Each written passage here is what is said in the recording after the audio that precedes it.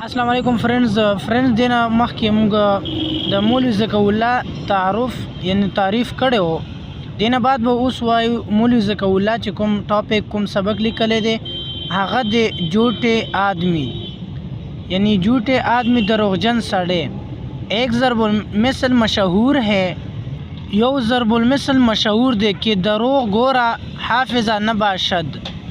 د دینه مراد دا دی چې د دروغجن سړی حافظه کمزوري وي. دروغ ګوره حافظه نباشد نباشد دروغ ګوره حافظه نباشد. نو کوم چې دروغجن کس وي د هغه حافظه کمزوري وي.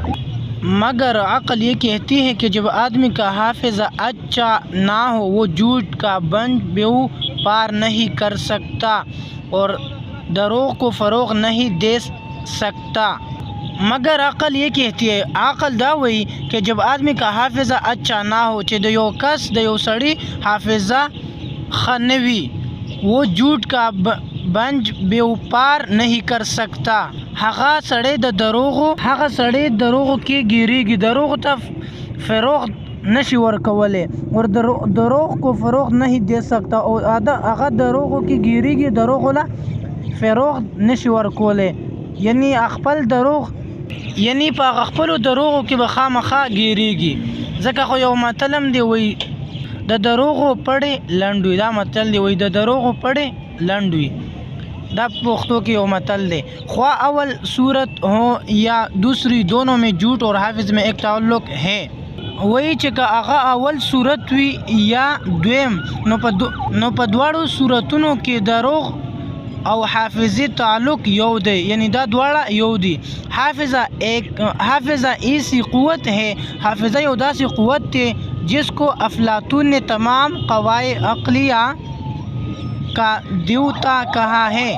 حافظہ ایسی قوت ہے، حافظہ یو داسی قوت تے جس کو افلاطون نے تمام قواعد عقلیہ چې هغه افلاطون چې هغه ټول قواعد عقلیہ د قولونو چې کوم عقلیہ دی یعنی کا دیوا کہا جاتا ہے، یعنی دیوای ورته ویلی دي. هغه ته افلاطون دیوتا ویلې، یعنی تمام ملکات نفسانی کا رئیس، یعنی د ټولو ملکیات نفسانی چې کوم نفسیاتی کارونه دي یعنی د هغه څوک مالکان دي یا چې کوم یعنی د ټولو کارونو رئیس یعنی مشر دے اور سب اس کی خادم اور دا ټول د خادم دی.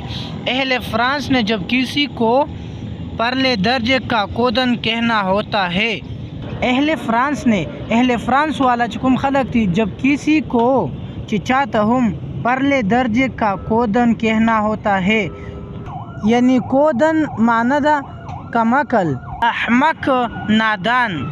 نو اہل فرانس نے جب کسی کو اہل فرانس والا جو کم خلق دغا چې چاہتا با یعنی احمق نادان ویلو تو کہتے ہیں کہ وہ حافظہ نہیں رکھتا. وہ یعنی جو کم کس با اہل فرانس والا چې چاہتا با یعنی درجہ پر درجہ چې چاہتا با کودن ویلو یعنی کمکل نادان. نو هغه وی چې دا هغه به حافظه هغه به حافظه نہ ہوا، مطلب پر نسبت برابر ہوا، هغه به ډیر زیات کمزور ہے. حافظے کے نہ ہونے سے آدمی کو وہی حافظہ نہ لرون کی سڑی کو اپنے واد یاد نہیں رہتے. یعنی چې کوم کس حافظه کمزور نو هغه سړی ته هغه کس ته چې کوم وعده کړي هغه نه را یادېږي اور بات بھول جاتا ہے، دا هغه نه خبرې هېرېږي. ایک ہی کہانی کو بار بار اتنی دفعہ کہتا ہے، یو کہانی یو قصہ بار بار بدتا دہراوے کہ خواہ وہ کسی دلچسپ ہو چاہا ہمرا اور سمرا قصہ ہم دتا بیا بار بار ہم دہراوے ولے چداغا حافظہ کمزوری اس سے دل بھر جاتا ہے. ایک ہی کتاب خواہ کتنی دفعہ پڑھی ہو چاہا یو کتاب ہر سمرا ہم ویلی خواہ نہ بیا ہم ہیری وہ اس کو ہر دفعہ نئی کتاب معلوم ہوتی ہے. حقیقتا دا یو نوی کتاب معلومیږي. एक चीज़ को ख्वा कितनी दफ़ा देखा हो वो उसको अनु की मालूम होती है। न यो चीज़ दे हगा ढेर कतले दे लेकिन हगा ना बिया हम हगा चीज़ बिया उगुर हगा ता अजीबा गुनते अनु की यानी मालूम होती है, यानी अजीबा और मालूमेगी। आप सुनो कि एक झूठे तो वो होते हैं उस वरे चे यो दरोगजन सड़े हगा दे के बात तो झूठ कहते हैं खबर दरोगा कही मगर वो अपने सद के दिल से चाहा मगर हगा द रिश्तुनी जड़ना कही से उस को सच्चा जानते हगा रिश्तुनी सड़े दे। अब सुनो कि एक झूठे तो वो होते हैं उस वरे चे दरोगजन सड़े कुम दे और कुम की दिशी हगा सड़े की दिश के बाद तो झूठ कहते हैं खबर दरोगा कही मगर वो अपने सद के दिल से उसको सच्चा जानते हैं। हगा द जड़ना यानी सच्चा साबित है और हगा वही चेहरा दा खबर सच्चा दा पजड़ के हगा वही। दूसरे वो झूठे हैं कि झूठी बात कहते हैं। द्वेम हगा दरोग दीचे दरोग खबर हो की और उसको खुद दिल में झूठ जानते हगा बखपला पजड़ के बिल्कुल दा खबर मां कर दा दरोग दा और ये चाहते खुदा ख्वाड़ी कि वो और लोग उसको सच जाने चाहिए नूर खलक दा रिश्या की। हम आगे उसी किस्म की झूठों का जिक्र करते हैं। मुंग बमख के दासी किस्म द दरोग जिक्र का इन झूठों की भी दो किस्में हैं। चिदाहा दरोग दो किस्म न दी। एक ये कि अपने दिमाग से एक झूठी बात को सर से पाँव तक तराश कर इजाद और इख्तिरा करे। एक ये योदा कि अपने दिमाग से एक झूठी बात चिदखबर दिमाग ना यो दरोग जना खबरा को सर से पाँव तक तराश कर द सर न तरखपू पूरी तराश की यानी कर इजाद वो इजाद के यानी राहू का आगे एक झूठी बात को सर से पाँव तक यो